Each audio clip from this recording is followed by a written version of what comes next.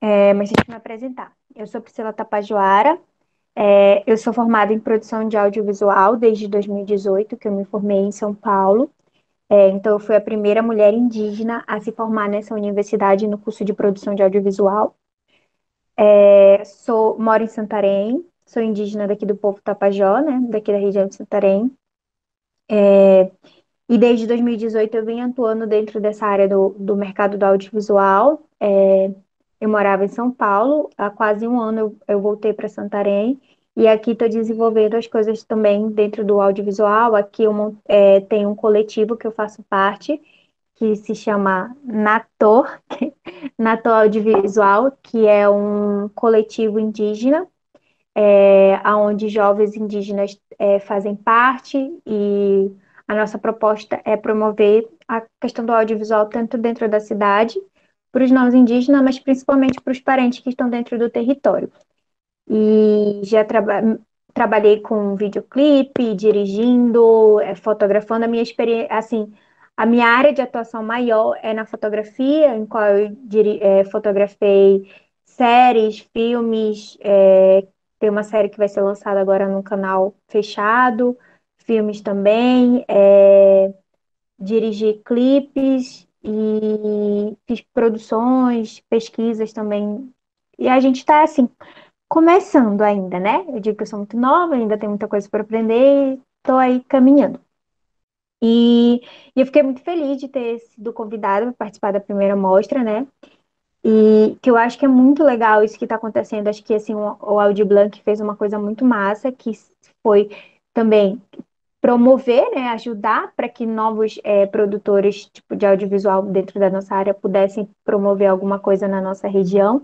E eu vejo também a gente se conhecer. Eu, sinceramente, não conhecia ninguém, não conheço ainda, assim, pessoalmente, e foi vendo muitos trabalhos que eu desconhecia, sendo bem sincera, assim. E eu achei assim trabalhos primoríssimos, assim, muito bonito, bem trabalhado, bem estudado, assim, sabe, umas coisas maravilhosas de brilhar os olhos. Que eu fico assim, gente, será que até eu conseguiria fazer uma coisa assim, de tão bonitos? E aí, vou começar aqui. Eu não sei se eu vou falar certo também, que eu sou péssima pra falar.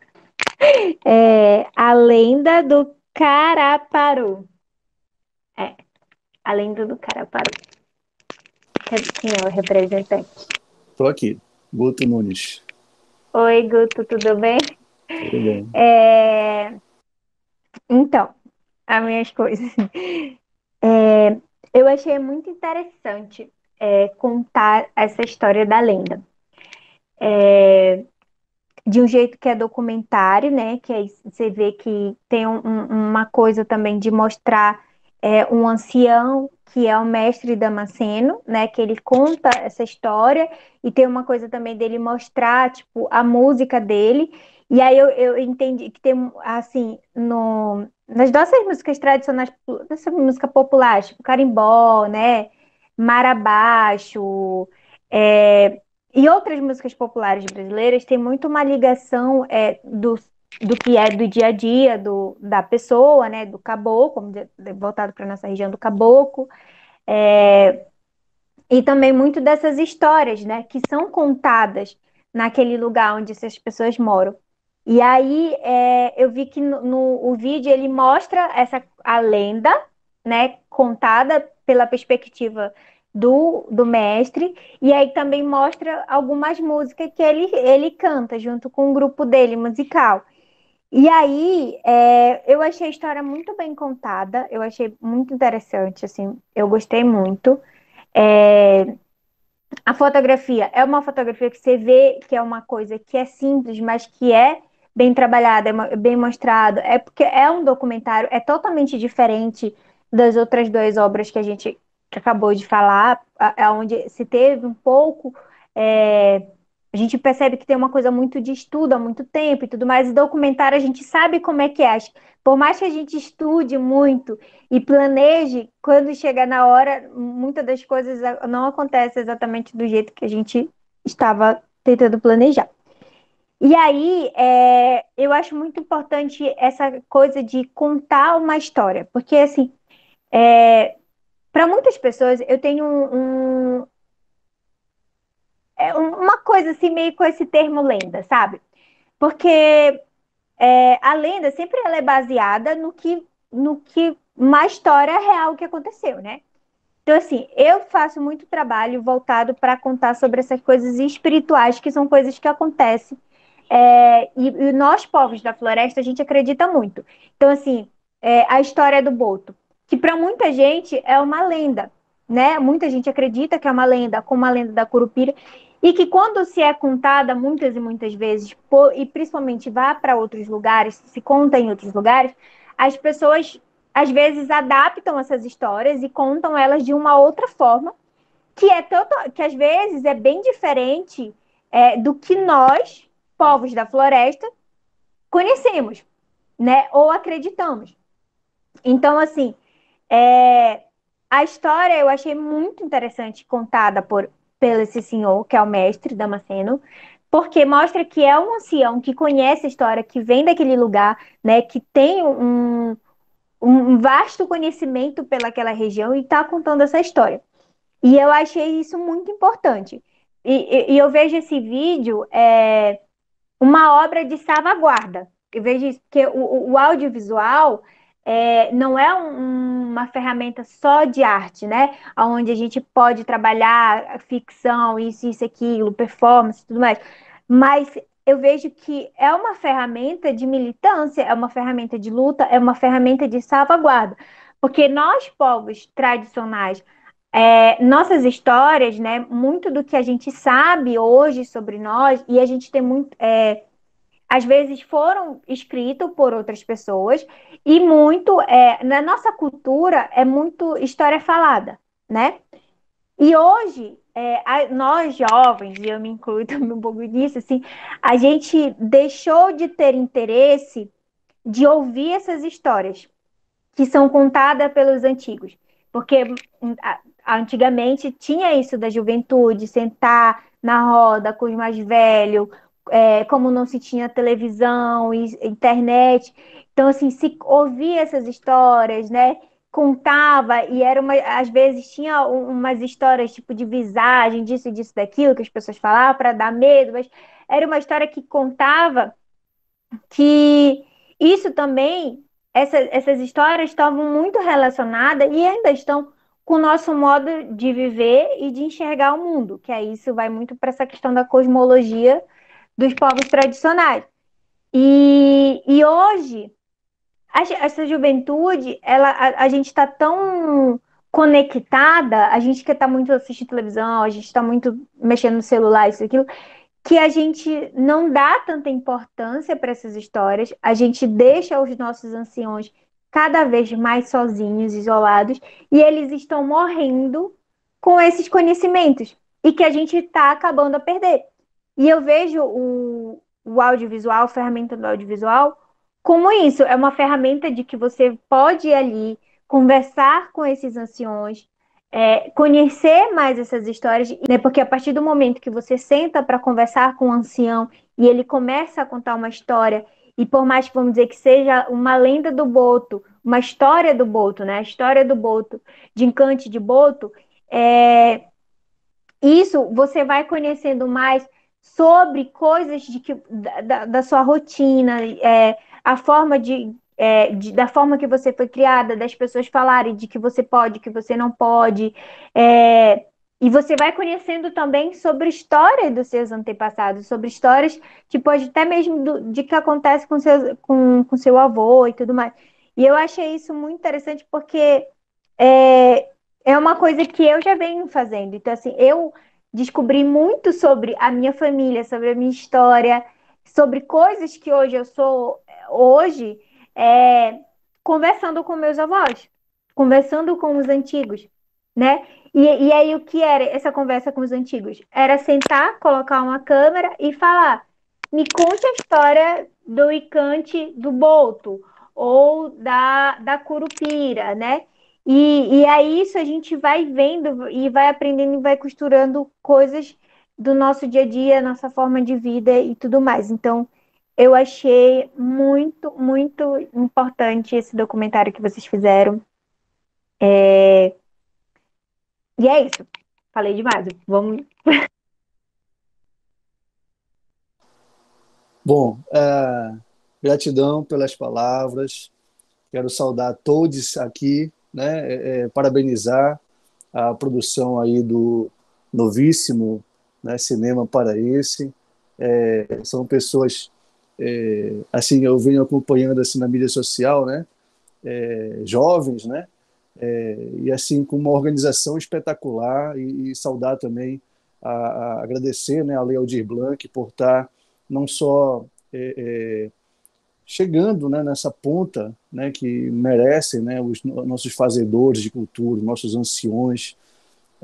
Eu vou tentar seguir o rito aqui, né, como as pessoas estão fazendo, se apresentando para poder chegar nos seus objetos, que a gente consegue engatar essa linha de raciocínio. Bom, eu sou o Guto Nunes, sou professor de audiovisual há um certo tempo. Em 2000 eu entrei na faculdade, em 2002 eu estava no set de filmagem, no longa Araguaia, com a Expressão do Silêncio, onde foi a minha escola, ali na prática. E de lá para cá eu venho desde o estágio, né, da faculdade, que foi em 2004, dentro da sala de aula, como esse facilitador, né, da linguagem. Professor de documentário, professor de produção de TV, de vídeo, professor de fotografia. É, e, assim, você fala, né, da sua trajetória, sei lá, né, da sua matriz, né, a sua identidade, dos parentes indígenas. Eu tive a oportunidade de ser aluno da professora Ivânia Neves, tem um trabalho sensacional com a comunidade Aqueuara, que sofreu uma depopulação, né? E ela tem um trabalho também de produção junto com o filho dela, Maurício Neves, acho que terminou o doutorado dele agora, que também tem um trabalho sensacional de produção audiovisual para essa comunidade indígena, os Aqueuaras especificamente. E o mestre Damasceno, gente, é um encantado, é uma pessoa assim sensacional. Eu desenvolvo um trabalho ao lado do mestre Damasceno há 15 anos. Em 2011, eu realizei um documentário que conta um pouco da história e vida e obras, né, também do mestre Damasceno. Esse documentário está no YouTube, se jogar lá Mestre Damasceno, chama O Resplendor da Resistência Marajoara. É um média-metragem, rodou alguns festivais, ganhou alguns prêmios, que conta um pouco mais profundamente sobre a história do Mestre Damasceno. E de lá para cá, eu consegui, por exemplo, colocá-lo, né, a ele ser reconhecido, né, como no Ministério da Cultura, o antigo Ministério da Cultura, né, em 2 prêmios da Secretaria de Identidade e Diversidade Cultural. Então ele recebeu esses 2 prêmios, recebeu um prêmio depois do projeto Seiva aqui do Estado do Pará, né? Então a gente vem ao longo desses anos trabalhando para colocá-lo nesse lugar de fala, de pertencimento, que ele já estava desistindo do próprio trabalho, né? Por falta de incentivo, por falta de políticas públicas. Então, hoje, o mestre Damasceno ele é uma referência, é um ícone da cultura marajoara, em especial daquela cidade de Salvaterra, né? É uma referência que as crianças, por exemplo, passam a tê-lo como essa referência, mais do que aquele, assim, não que fosse uma briga, né, entre professor, mas não, mas as crianças têm ele como referência hoje, né, voltam a ter essa referência hoje, justamente porque há muito tempo a gente vem colocando ele ao lado dessa linguagem do audiovisual, que é uma linguagem lúdica, né, é uma linguagem que atrai, que abraça, que envolve, hoje é mais fácil nessa parte de compartilhar essa linguagem pelos celulares, enfim, acaba sendo que a gente acaba envolvendo, né? Ele não é só do carimbó, ele tem um lado dele do boi bumbá, no caso do búfalo bumbá, que ele criou, né, o búfalo bumbá lá em Salvaterra. Então tem um trabalho que envolve as escolas, né? Pela lei Aldir Blanc, eu consegui escrever um projeto em nome dele, para a gente gravar um CD dele agora, no mês de junho ou julho, e também em nome da esposa dele, que é uma das guardiãs, né, desses saberes, um outro projeto para colocar as toadas, né, o búfalo bumbá dele nas ruas. Então, é um trabalho que a gente vem desenvolvendo há muito tempo. E o mestre Damasceno, ele perdeu a visão aos 19 anos de idade.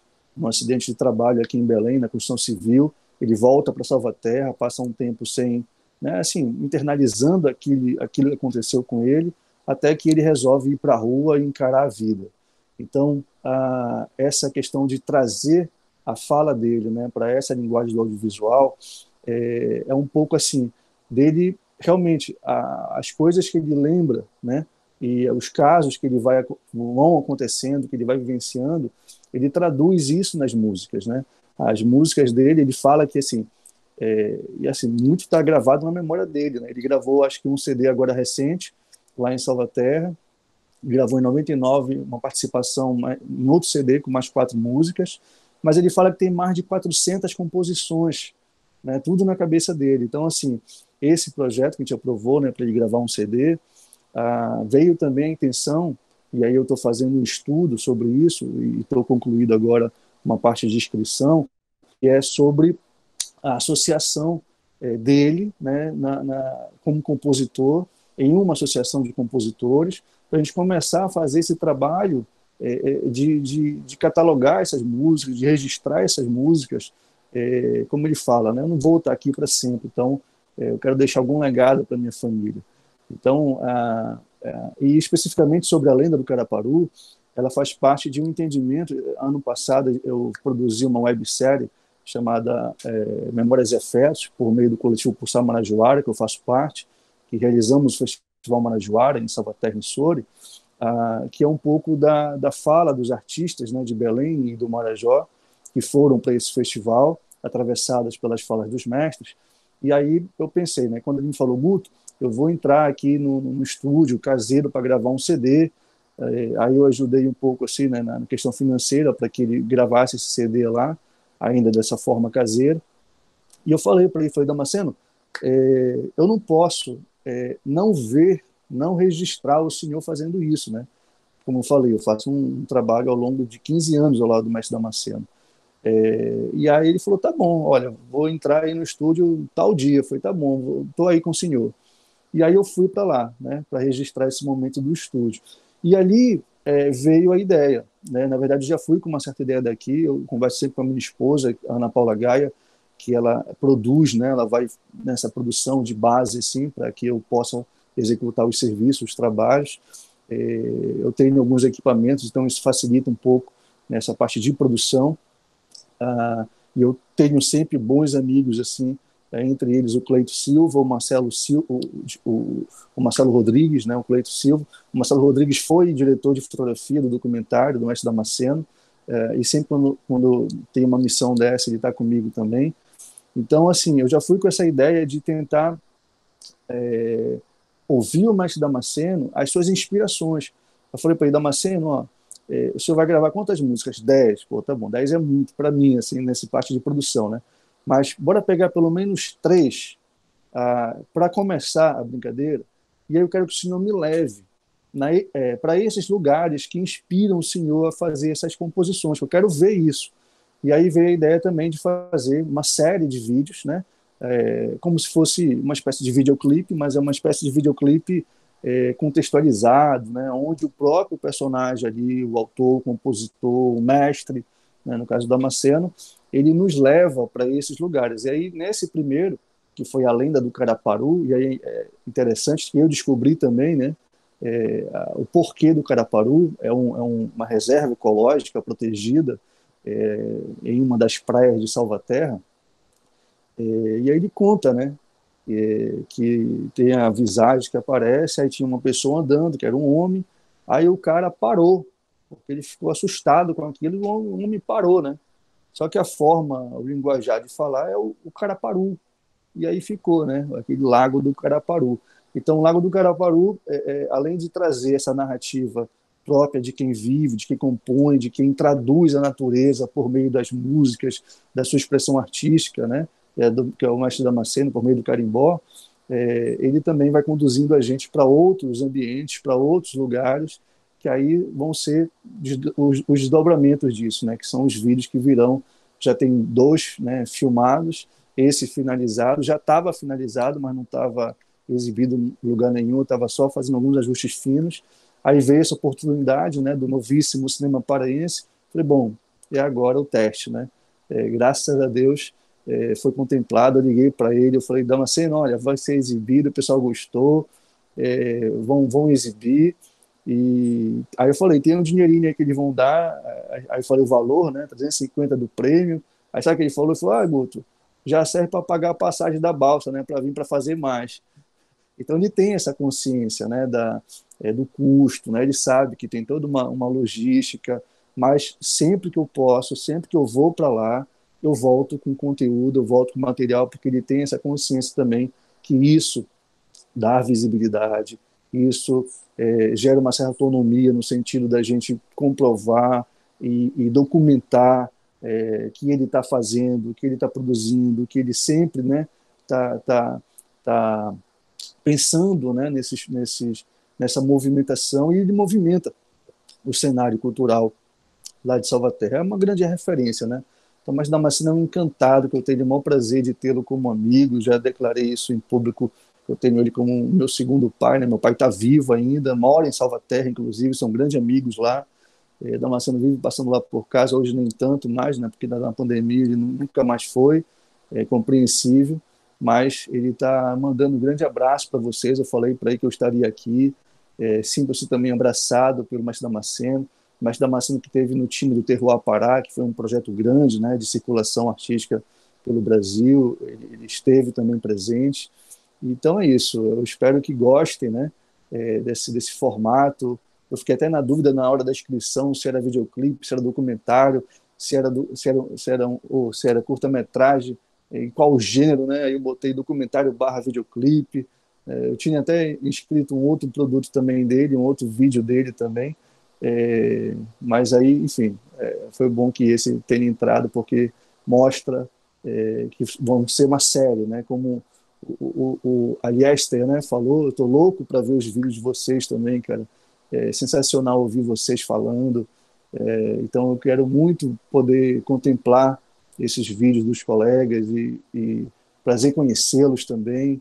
E é uma grande satisfação poder participar aí do Novíssimo Cinema Paraense com a Lenda do Caraparu, essa série de clipes doc, enfim, vamos dar uma denominação para isso. Obrigada.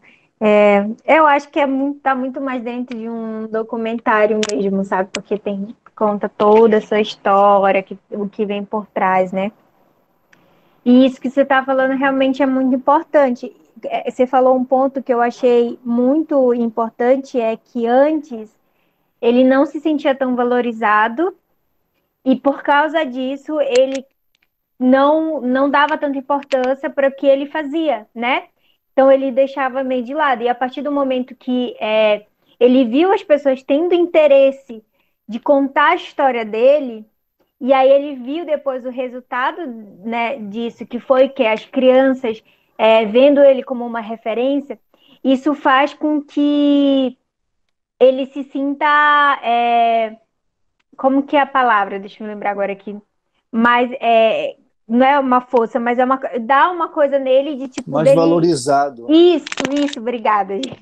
Me deu um branco. Mais valorizado. E isso é muito importante, porque é uma coisa que dentro dos territórios acontece muito. Então, a partir do momento que a gente senta com um ancião e conta uma história, grava com ele realmente começa a se sentir valorizado. Eles querem. E aí, depois, nem é mais a gente que pede para gravar com eles, é eles que vêm e pedem para gravar. Ai, vem cá, ei, senta aqui, menina da câmera. Eles falam assim, menina da câmera, vem cá, me filma contando essa história. E isso acontece muito com o meu avô. O meu avô, a primeira vez que eu fui filmar ele morria de vergonha, ele não queria, não queria, não queria, não queria, não queria. E hoje ele adora quando eu filmo ele fica, às vezes ele fica contando a mesma história, mas é só o ato dele estar ali sendo filmado, ou como eu gravei também uma história que ele conta e coloquei no meu IGTV. Ele ficou super feliz depois quando ele viu que aí os meus tios, as minhas primas ficaram falando. Então isso para ele vai se sentir realmente valorizado, ele vai se sentir, nossa, essas histórias, né? Porque é muito isso, assim, as pessoas não querem dar muita credibilidade nas histórias que os nossos anciões têm, porque é uma coisa do mundo meio assim da gente valorizar o que é de fora, né? a gente valoriza mais o que vem de fora e desvaloriza o que é nosso.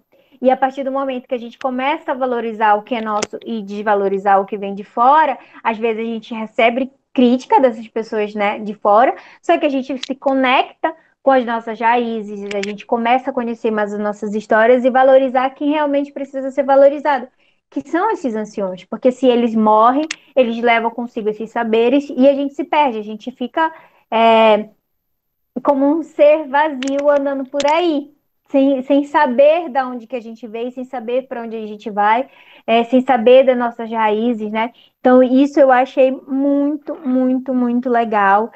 O trabalho que você está fazendo, eu vi o do Búfalo, eu assisti o outro curta que tem, que é dele também, contando a historiazinha do Búfalo e tudo mais.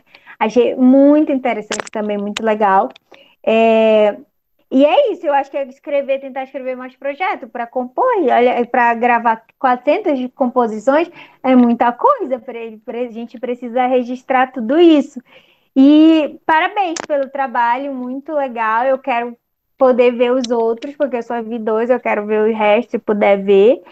E é isso, gente. Cadê eu acho que é o Maurício que vai falar Obrigado, agora, Tânia. não sei. Obrigado pela oportunidade. E só complementar, né? Você falava sobre a produção, só mais um minutinho rapidinho. É, assim, geralmente eu falo, né, para os amigos, assim, alunos, né, que estão dando essa escuta, que a gente tem três momentos ali no documentário, né? Três escritas, na verdade. O seu planejamento, né, de pré-produção, e aí você vai a campo, como você falou, né? Tem coisas que você planeja e não acontece, tem coisas que e tem que estar sensível e aberto, né, para olhar essa situação. E aí você acaba escrevendo na hora com a própria câmera, né? E aí depois quando você volta para editar, e você pode fazer uma outra escrita, né, uma escrita de pós-produção, com recolocação, enfim, reajustes. E ali o cenário está posto, né? Ali o cenário está colocado, a paisagem tá ali presente, né? E aí é uma sensibilidade mesmo sua de saber escrever no ato ali com a Sim. câmera, porque assim, como chegou lá e falou, me dá Damasceno, para onde tu vai me levar? Ah, vamos para ali, bora. Te ia, olhava e escrevia com a câmera, né? O roteiro era escrito com a própria câmera ali, então foi mais ou menos assim essa produção desse momento, né? Desse documentário. Já o outro lá, o que conta a história dele, teve toda, né, escrita, mesmo assim passando por essas três escritas, né? É isso. Olá. O Geral da Hidro, ele é um documentário, ele é feito de uma forma muito espontânea. Ele foi feito, na verdade, por três pessoas, eu, Felipe Pamplona e o Márcio Cruz. Na época em que as primeiras notícias sobre os vazamentos de rejeitos da empresa elas estavam acontecendo em Barcarena, sendo em 2018, o Felipe ele pensou na ideia da gente ir até lá e conseguir extrair relatos, conseguir fazer com que a gente tentasse construir alguma coisa a partir do relato dessas pessoas, a partir do que a gente poderia encontrar lá, do que a gente poderia encontrar dentro daquele contexto ainda de denúncias, de protestos que estavam acontecendo em frente à empresa. Então, a gente partiu muito dessa ideia, uma coisa, acho que muito mais espontânea, dentro desse contexto de não ter um planejamento, uma coisa tão bem estruturada, até porque logo quando isso aconteceu, a gente precisava partir logo para lá para conseguir construir alguma coisa a partir disso. Então a gente se planejou e conseguiu ir, e foi com a ideia muito de fazer essas gravações, essas imagens todas em um único dia, porque na verdade era a única possibilidade que a gente tinha de conseguir fazer isso.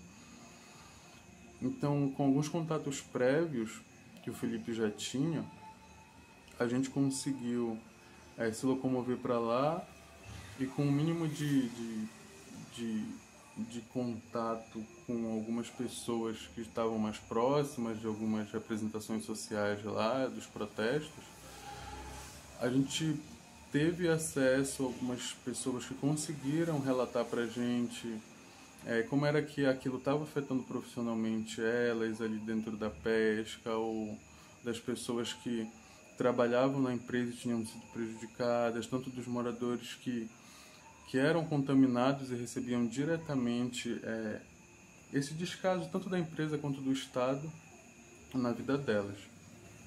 E aí, quando a gente conseguiu entrar em contato com essas pessoas e ter esses relatos, a gente fez uma junção de tudo isso com as outras imagens da empresa, com as imagens da estrutura da empresa que fica visível lá para quem conseguir passar e ver.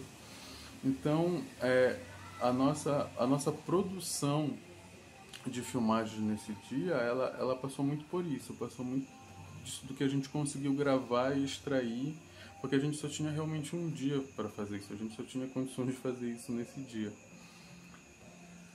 E aí, quando a gente conseguiu fazer isso, tinha esse material com a gente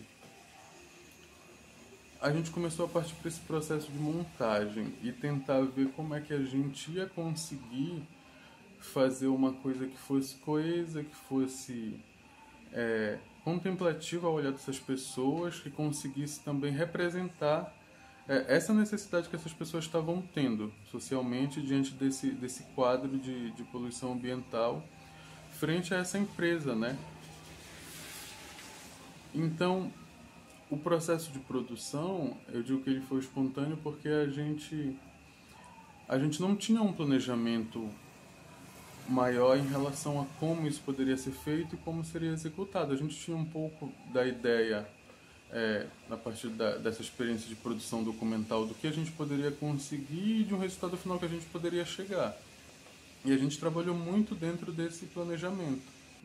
A gente acabou ficando feliz porque a gente conseguiu chegar num resultado satisfatório, um resultado que a gente queria, que a gente conseguiu exprimir tanto a necessidade dessas pessoas quanto a estrutura que estava posta lá naquele cenário. Eu acho que uma coisa muito feliz que a gente conseguiu ter foi no dia que a gente chegou lá e conseguiu encontrar o Gabeira lá, que ele estava também na produção do programa dele da Globo News, e a gente fez essa aproximação e conseguiu que ele falasse com a gente. E ele expôs, né, o ponto de vista dele, da forma como ele estava recebendo isso, da forma como ele estava encarando isso para a produção do programa dele. E acabou sendo muito bem-vindo para a gente isso, porque a gente não planejou aquele encontro, por exemplo, do Gabeira com a Maria do Socorro. A gente se refugiou na chuva naquela hora e, por acaso, eles vieram para a mesma coberta que a gente. Então ali a gente só continuou filmando, a gente estava ali fazendo a entrevista do Gabeira, por exemplo, e a Maria do Socorro, a gente já tinha falado com ela, mas ela estava constantemente falando com a gente. Então a câmera só estava ali mesmo ligada e a gente conseguiu o relato dos dois, o que acaba sendo muito rico, porque acaba sendo emblemático dentro desse processo essas vozes, né? A gente tem a voz de uma pessoa como a Maria do Socorro e a gente tem a voz ali da figura do Gabeira, que embora não tenha uma relação direta com a empresa e ligação com a Hidro, acaba sendo muito representativo dentro dessa estrutura, né, do Brasil e dentro desse comportamento nocivo que se tem em relação à Amazônia desde sempre, de apropriação, de extrativismo, que acaba sendo a história da Amazônia e um pouco dessa história da região norte como um todo. E o trabalho acabou sendo muito satisfatório para a gente por esses fatores, porque a gente conseguiu, mesmo sem um planejamento, por falta de tempo também, de uma estrutura de planejamento mais apurada, mas a gente conseguiu produzir um documentário que até hoje ele consegue ser relevante, acredito que no sentido de dar voz a essas pessoas e de dar voz eu acho que essa estrutura, na verdade, né, que acaba sendo uma estrutura, não é uma coisa que começou, por exemplo, na Hidro ou em Barcarena. É muito reflexo dessa estrutura da Amazônia, de maneira geral. E a gente fica muito feliz, por exemplo, porque a gente consegue ainda ver o filme tendo esse fôlego em festivais, a gente consegue ver ele tendo essa sobrevida com o passar dos anos, e a gente fica muito feliz também, por ele estar na mostra, por ele conseguir ainda ser um filme relevante dentro desses parâmetros que eu estou apontando, e ficar grato também pelo evento e por mais uma oportunidade aqui de conseguir exibir ele. É isso, gente, abraço e obrigado à equipe do Novíssimo Cinema e por mais essa oportunidade, na verdade, agradecer e acaba sendo essa forma de incentivo dessas produções que a gente tem aqui. gente, obrigado. Eu quero só agradecer aos diretores, parabenizar pelo trabalho, muito bonito o trabalho de vocês. A gente sabe que trabalhar nesse mercado audiovisual, principalmente na Amazônia, onde a gente não se tem muita visibilidade e tudo é muito mais difícil de chegar, eu acho que é muito importante a gente tentar produzir o que que a gente, com o que a gente tem, não deixar de produzir. Eu acho isso que é muito importante a gente tá produzindo, sabe? E o trabalho de vocês é muito bonito, tem que levar para fora. E é isso, gente. Parabéns. Eu espero que a gente se conecte. Vamos se conectar aí pelo Instagram, pelo Facebook. Depois eu vou procurar vocês. Quero ter mais contato. Eu acho que é muito importante a gente fazer essa rede, né? Montar uma rede de audiovisual entre os produtores de audiovisual aqui da região. Isso nos fortalece cada vez mais. E é isso, gente. Parabéns. Muito obrigada.